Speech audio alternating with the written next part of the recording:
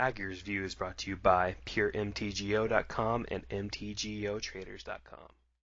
Ultimate round of the daily round 4. As we can see, our favorite player in the tournament, Brang, did not win the thing. And Strongset lost as well. So we followed people that went 3-1, unfortunately. So let's just check these games out and see how interesting they were. Brang's been putting up some great results from bad luck. So, I mean, he had some pretty bad luck to lose this match, I'm thinking, or just have a bad matchup. So let's check this out. So we're going to start off here. Let's see if we get some mulligans. I kind of expect some mulligans on Brang's part if he's going to lose this game. So they both mulligan down to 6, so nothing really special there. Cloud Post. Opponent's playing the all popular Cloud Post deck. He's access to 3 mana on turn 2. It's colorless right now, but I mean, 3 mana nonetheless. Overgrown Battlement means he'll be able to play Perennial Titan on turn 4 if it was not for that Mana Leak. So the Mana Leak saves him there. He gets to land on either Olcay or Rock Swarm Monk right here. Gets some pressure on his opponent. So here we go with a wow, a Reap and Sow Entwined. That's insane. Okay, so Reap and Sow. Let's pause this here. Reap and Sow. Oh, he can't do both. He couldn't do both. If he had another green in play, he could have done both and destroyed a land and put a land into play on his side. So he gets to blow up a land if he entwines it. He did not because he didn't have good double green. But he could have put another Cloud Post to play and destroyed a land. That would have been insane. Instead, he just got another Cloud Post, which is pretty good by itself. But it's kind of expensive if you don't entwine it. Otherwise, this is pretty insane right now. He does get a Vendilion Clique here to look at his opponent's hand. He's kind of stuck on colorless mana right now. Right now he's got 8, 10, 11 mana, but 10 of it's colorless. So that is a fault, not a fault, but a problem for his deck at the moment. So we'll continue now.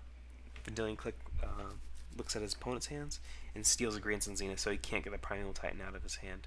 He did it on his draw step, so I'm pretty sure he just top decked that, and he missed. So that was a pretty big play for him there. He's an Ivugin here for a Emrakul, and now can he cast Emrakul right there? Wow, that was a top deck. He played another Cloud Plus, which generated 2 extra mana that turn because it pumped up all his other Cloud Posts. So that was 10 mana, reducing Emrakul to 13 plus. Wow, he perfected that turn 6 Emrakul there. I think there was a top deck. I wasn't sure leave the Cloud Post. Yeah, I think the Cloud Post was, unless Brang made a mistake, the Cloud Post was not in his hand. That was top deck, and that was crazy. So, wow, that's a turn 6 Emrakul hard cast. So let's check out game 2. Brang moles to 6. Kind of expected that. He's been doing very well, and it seems like he's going to have some bad luck to lose these matches. Lotus Cobra comes down, always a great start. I don't think he has anything that matches that. Well, double Cloud Post off Explorer does. He has access to 6 mana next turn. Cloud Post is really a brokenish land. I'd hate to say it, but I mean, it's just so ridiculous how much work it does. Wow, that's 7 mana available on turn, and a Primeval Titan. This is ridiculous. He's got all 4 Cloud Posts in play. He just gained 4 life too, 5 life off of his Glimmer Post. He's got access to 22 mana just right now, not without even attacking the Primeval Titan. If he attacks the Primeval Titan, it's even more mana. He's got a Eldrazi Conscription. I guess that doesn't work, but he just sacrifices his non-Cloud Post lands, and he attacks, gets 2 more Vesuvas as Cloud Posts, and searches up an Eye of Ugin. He can cast Emrakul, search up and cast Emrakul on the same turn. That is ridiculous, folks. What you've just seen today is an abomination to man, in my opinion. That is so ridiculous. Turn 5, hard casted Emrakul. He spent 22 mana that turn. That is just ridiculous, folks. Just ridiculous. I'm sure you'll all remember the day when they cast Emrakul off of Eye of Ugin on turn 5, all one turn. You're going to tell your grandchildren about it. Whatever. We'll see how Todd Anderson did. And unfortunately, he lost as well. So let's check this out here. There's Tom Ma. So he went 3-1 apparently. Strong Sad, Strong Sad. Let's check out his game. So, we know Strong Sad's on Elves. His opponent's on Deceiver combo or Pyromancer combo. There's two blue-red combo decks in the format. He remands his turn 2 Elvish Visionary, and that's a really slow hand for him if he just plays turn 2 Elvish Visionary. Wow, he's Hive Mind deck. He's not actually those combos, so he's transmuted for the Hive Mind there with Ethereal Usher. Hive Mind meaning he's going to play Pact of the Titan to prevent his opponent from paying the Pact mana.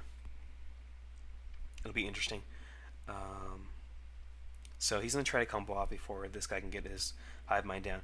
And then they try to accelerate their Hive Mind with Mana Rituals. So he can possibly have a Hive Mind next turn with like a Rite of Flame or something. So he remands there to slow Todd down by a turn. We'll see how this goes. And Todd's certainly got a strong hand set up right now. In fact, he's got infinite mana next turn. But let's see if he can Rite of Flame, Hive Mind, and Titan, Pact of Titan right now. Slaughter Pact, so that's game right there. Just shows you how powerful these decks in Modern are. There's a lot of combo decks, a lot of ways to win on turn 4 and 5, so definitely interesting there. We'll check out game 2. We know Todd lost, but we'll see how it happened. See, Todd had infinite mana there and infinite card draw, but his opponent had the combo to beat him out on that, so we'll check this out here. He leaves an Arbor Elf a lot better than turn 1 Forest Go. So, his opponent plays Watergrave. I'm assuming he's bringing in some sort of... we didn't see any black from the last game, so then he might be just having one Watergrave in his deck to play Extirpate or something off from his sideboard. So we may see some deck interference. I don't know, though, if you'd want to play that against Elves. Well, he also has Slaughter Pact, so I guess that's a good point. He gets back Summoner's Pact with Eternal Witness, but he's not going to play it now. Wow, he's got Fire Spout. And Todd just concedes the game there. He was not playing around Fire Spout apparently, and he's a little upset about having his opponent having that against him. So he may have had a chance to win. His opponent clearly didn't have anything yet. He was at odds to lose for sure, with only 2 cards in hand. One of them Summoner Pact. No, he was dead. I'm sorry. If you didn't think about it, he played a Summoner's Pact last turn. He needs to pay 4 mana this next turn. His opponent untaps Fire Spouts. He can't pay 4 mana. The game is over. So, in fact, that was not an early concession. That's one of the problems with playing packs and Elves that you're paying for your packs with. If they clear out your Elves, your game's over. You lose to your pact automatically. So, that's an interesting play there. Maybe the Summoner's Pact was a little bit too early. I mean, in hindsight, it was definitely, but I don't know if that was a correct play on his part to play it so early. A Pyroclasm or a Fire Spout like that would have killed him. So those both went by very quickly. I guess we'll check out the winner. Oh, we've seen him before. So Shane Berg, the winner was Cloudpost. Oarsman, second place. We'll check him out. Or what? Oarsman. There we go. So let's check out this matchup here. Oarsman leads on a Forest. Most likely he's a Zoo deck, or so he's playing against Soul Sisters apparently.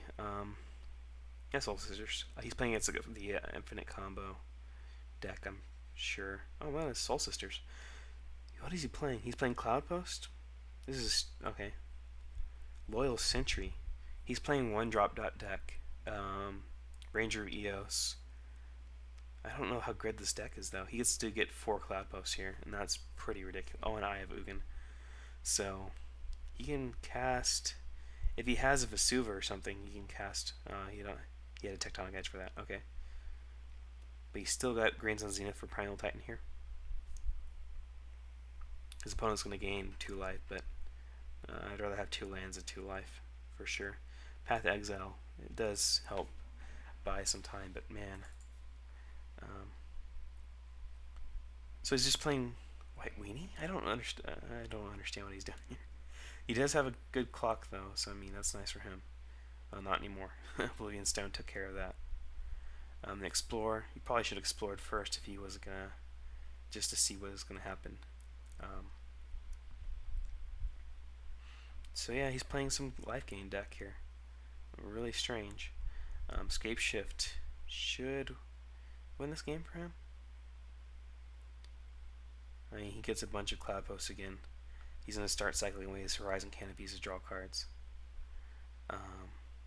And green's a Zenith for 7. Oh, Primeval Titan. So I don't know why I did it for 7. I don't know why you get a Dryad Arbor either. I'm sure there's some reason for it. So he gets a Ranger Eos. We expected that. He had a ton of 1-drops. Gold Metal Hero and a Ceros in it, so that's pretty nice. Gold Metal Hero can actually shut down Emrakul.